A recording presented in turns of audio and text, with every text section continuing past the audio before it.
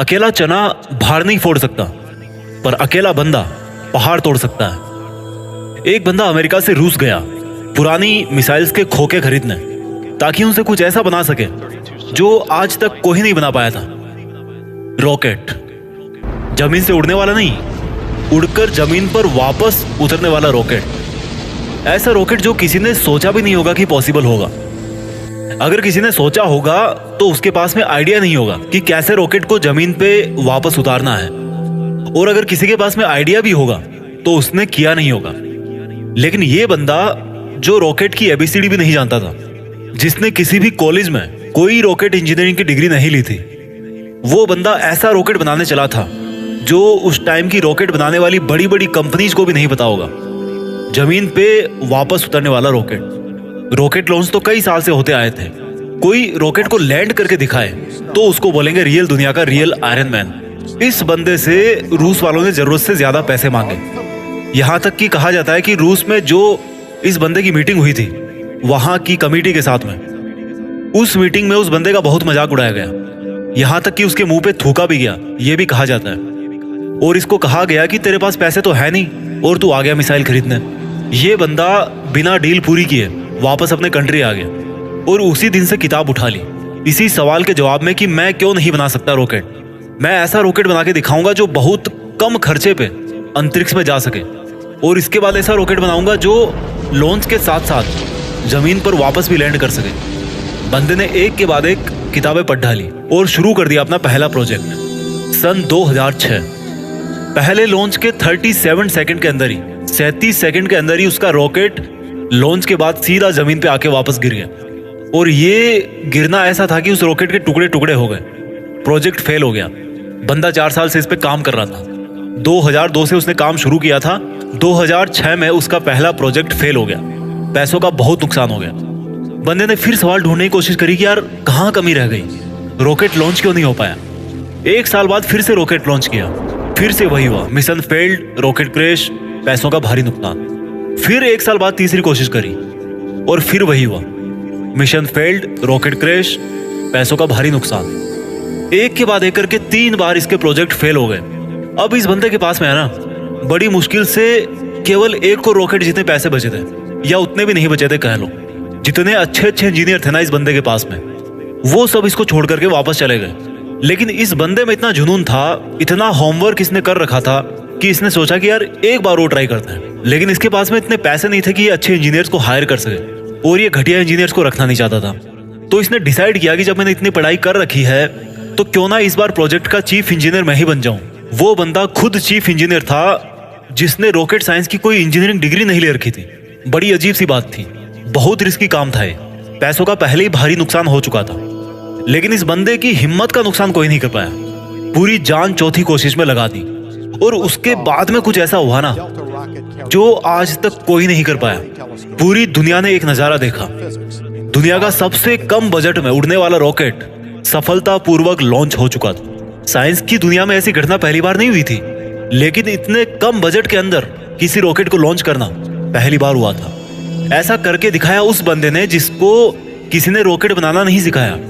इस बंदे की कंपनी को आज दुनिया स्पेस एक्स के नाम से जानती है, और इसके रॉकेट में इतनी जान है ना कि नासा भी अपने कई सैटेलाइट स्पेस एक्स के जरिए अंतरिक्ष में भेजती है। जब इस बंदे के 3 फेल्ड लॉन्च के बाद में चौथा लॉन्च सफल हुआ ना, तो सफल होते ही नासा ने कहा कि भाई हमें, यानी कि नासा वालों को चाहिए तुम्हारा ये रॉकेट। और सक्सेसफुल लॉन्च के 2-4 महीनों के अंदर ही डील पक्की भी हो गई, क्योंकि इसके पहले नासा का बहुत खर्चा होता था सैटेलाइट्स को लॉन्च करने में। लेकिन ये बंदा यहीं पे नहीं रुकने वाला था। बोला कि ऐसा रॉकेट बनाऊंगा अब जिसको बार बार यूज किया जा सके। आमतौर पे क्या होता है कि जब किसी सैटेलाइट को स्पेस में लॉन्च करना होता है तो वो सैटेलाइट को अंतरिक्ष में लेकर के जाता है, साथ साथ में उसको कैरी करने वाला रॉकेट भी उसके साथ में चला जाता है। वो उसको आप यूज नहीं कर सकते दोबारा, क्योंकि वो खत्म हो जाता है, यूज करने लायक वो बचता ही नहीं है। यानी कि ये बंदा ऐसा रॉकेट बनाना चाहता था जो अंतरिक्ष में जाकर के अपना काम करके सुरक्षित वापस जमीन पे आकर के लैंड हो जाए, ताकि उस रॉकेट में केवल फ्यूल भरना पड़े और फिर वो वापस स्पेस में जाने के लिए तैयार हो जाए। जब इस बंदे ने 2011 में अनाउंस किया कि मैं लैंड करने वाला रॉकेट बनाना चाहता हूँ, तो काफी लोगों ने इसकी मजाक बनाई। बड़े बड़े लोगों ने कहा कि ये फालतू का काम है, क्योंकि हवाई जहाज तो लैंड कर सकता है, लेकिन रॉकेट को लैंड करवाना नामुमकिन है। लेकिन इस बंदे के दिमाग में नामुमकिन नाम की कोई चीज नहीं थी। इसके दिमाग में केवल जिद थी कि मैं लैंड करने वाला रॉकेट जरूर बनाऊंगा, सबको गलत साबित करके बताऊंगा।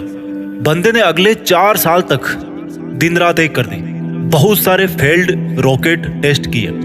आखिरकार 2015 में पूरी दुनिया ने फिर से एक बार इस तरह का नजारा देखा जो वो आज तक हॉलीवुड की फिल्मों में ही देखती आई थी। इस बंदे ने लैंड करने वाला रॉकेट बना दिया, असंभव संभव हो गया। और ये बंदा फिर नहीं रुका। उस अंतरिक्ष में जाने वाले सैटेलाइट कैरियर रॉकेट को इसने पानी पे तैरते हुए प्लेटफॉर्म पर बड़ी एक्यूरेसी के साथ में लैंड करके दिखाया। कमाल का बंदा है। रॉकेट अंतरिक्ष में जाता है और सैटेलाइट को अर्थ की ऑर्बिट में छोड़कर 10-12 मिनट में वापस आकर के अपनी जगह पे खड़ा हो जाता है। इस बंदे को यार अगर रियल दुनिया का आयरन मैन नहीं बोलेंगे तो फिर किसको बोलेंगे और क्या बोलेंगे?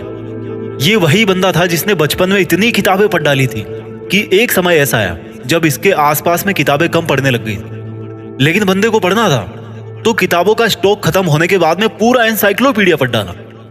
ये बंदा आज दुनिया का सबसे अमीर इंसान बन चुका है। वो बंदा जिसका यह कहकर मजाक उड़ाया गया था कि तुम्हारे पास पैसे तो है नहीं, तुम आ गए मिसाइल खरीदने। आज इस बंदे की औकात इतनी बढ़ चुकी है ना कि वो वैसा कमेंट करने वाले लाखों बंदों को खरीद सकता है। ये सच है, पैसा इंसान को खरीद लेता है यार, यही सच्चाई है आज की। और ये बंदा अमीर क्यों नहीं बने? क्योंकि ये डिजर्व करता है। एलन मस्क, नाम तो सुना होगा। इस नाम में जान है, क्योंकि इस नाम के पीछे जो बंदा है ना उसके नॉलेज में जान है। कहानी यहीं पे खत्म नहीं होती। एलन मस्क ऐसे बहुत सारे काम करना चाहते हैं जो आज शायद इम्पॉसिबल लगते हैं, पर यह नहीं भूलना चाहिए कि वो लैंडिंग वाला रॉकेट भी किसी टाइम पे इम्पॉसिबल लगता था। इनके बहुत सारे ऐसे प्रोजेक्ट चल रहे हैं जिनके बारे में कोई सोच भी नहीं सकता। इनमें से एक फेमस प्रोजेक्ट है हाइपर लूप, जिसमें जमीन पर हवाई जहाज से भी ज्यादा स्पीड पे ट्रेवल करने का प्रोविजन होगा। ऐसी टेक्नोलॉजी होगी। अब थोड़ी सी जरूरी बात करते हैं। भारत, हमारे कंट्री में दुनिया के सबसे ज्यादा जवान लड़के और लड़कियां हैं, इतने ज्यादा कि कई देशों की टोटल पॉपुलेशन भी इतनी नहीं है। हमारे कंट्री में भी ऐसे टैलेंट की कोई कमी नहीं है। जरूरत है तो सोच को विजन देने की, विजन के लिए आइडिया जनरेट करने की और आइडिया को एक्शन में बदलने की। एलन मस्क का प्लान है कि नियर फ्यूचर में हम धरती के अलावा भी कोई ऐसी जगह ढूंढना चाहते हैं, ऐसी जगह पे अपनी बस्ती बनाना चाहते हैं जहां पर इंसान सुरक्षित रह सके। क्योंकि हो सकता है भविष्य में कोई एस्टेरॉइड धरती से टकरा जाए और धरती से मानवता ठीक उसी तरह से खत्म हो जाए जिस तरह से कई साल पहले डायनासोर धरती से चले गए थे, गायब हो गए थे। और इसलिए इनके फ्यूचर के प्रोजेक्ट में एक प्रोजेक्ट ये भी है कि मंगल ग्रह पर इंसानों की बस्ती बनाई जाए। इनका बड़ा तगड़ा है यार इनका विजन, और ऐसा विजन आज हमारे यूथ में होना बहुत जरूरी है। अगर ये बंदा कर सकता है ना तो समझ सकते हो कि इंसान का दिमाग कितना पावरफुल है, इंसान की हिम्मत कितनी पावरफुल है, इंसान की कैपेबिलिटी क्या है और इंसान के लिए क्या इम्पॉसिबल है। एलन मस्क का मानना है कि फेल होने से नहीं डरना चाहिए, क्योंकि फेल होना भी एक ऑप्शन होता है, लेकिन काम ना करना कोई ऑप्शन नहीं होता। ये खुद मानते हैं कि ये एक हफ्ते में लगभग 120 घंटे काम करते हैं। अगर 7 से डिवाइड करोगे ना तो लगभग 17 घंटे के आसपास आएंगे एक दिन में निकल के। कई बंदे तो इतना सोते होंगे। इनका कहना है कि मैं वो काम नहीं करता जो जरूरी है, मैं वो काम करता हूँ जो मुझे लगता है कि मुझे करना चाहिए। इनके फंडे बड़े सिंपल है यार। ये कहते हैं कि अच्छी स्कूल और अच्छी कॉलेज में जाने से बंदा एजुकेटेड नहीं हो जाता है। क्योंकि मैं कभी भी हार्वर्ड यूनिवर्सिटी में नहीं पढ़ा, लेकिन फिर भी वहां पर पढ़ चुके कई टैलेंटेड स्टूडेंट और इंजीनियर मेरे अंडर में काम करते हैं। ये कहते हैं कि एक्स्ट्रा ऑर्डिनरी बनने का हर ऑर्डिनरी इंसान के पास में ऑप्शन रहता है। इनका यह भी कहना है कि अगर आप फेल नहीं हो रहे हो तो इसका मतलब आप लाइफ में कुछ कर ही नहीं रहे हो। हर जवान लड़के और लड़की को आज ये बात समझनी पड़ेगी कि उनको आज की डेट में क्या करना चाहिए। क्या उनको वो करना चाहिए जो उनको लगता है कि जरूरी है, या उनको वो करना चाहिए जो उनको लगता है कि उनको करना चाहिए। इंसान तब ज्यादा बेहतर कर पाता है जब उसको पता होता है कि उसको क्या करना चाहिए। एलन मस्क को किसी ने रॉकेट साइंस नहीं पढ़ाई थी, पर इनको लगा कि उनको रॉकेट साइंस पढ़नी चाहिए तो इन्होंने खुद पढ़ी, क्योंकि इनको पता था कि इनको क्या करना चाहिए। आज की डेट में किसी बंदे के लिए कुछ करना मुश्किल नहीं है। अगर मुश्किल है तो वो ये है कि उसके पास में कोई गोल ही नहीं है, उसको पता ही नहीं है कि उसको करना क्या। लक्ष्य निर्धारित नहीं करना सबसे बड़ी प्रॉब्लम है। फेल होना कोई प्रॉब्लम नहीं है। एलन मस्क का मानना है कि नॉइज से ध्यान हटाकर सिग्नल की तरफ ध्यान दिया जाना चाहिए। उनका मानना है कि प्रॉब्लम कोई प्रॉब्लम नहीं होती, प्रॉब्लम का सॉल्यूशन ढूंढना एक प्रॉब्लम है। शब्दों में थोड़ा सा फेरबदल करने से पूरा वाक्य जो है ना, उस पूरे वाक्य का अर्थ बदल जाता है। और माइंड में थोड़ा सा विजन आपकी पूरी जिंदगी बदल के रख सकता है। अगर आपकी लाइफ में कोई प्रॉब्लम नहीं है ना आज, तो प्रॉब्लम क्रिएट करो खुद के लिए। कैसे करोगे? एक बड़ा लक्ष्य निर्धारित कर। हमारे देश के युवाओं को आज इस क्रांतिकारी मनुष्य से सीखने की जरूरत है।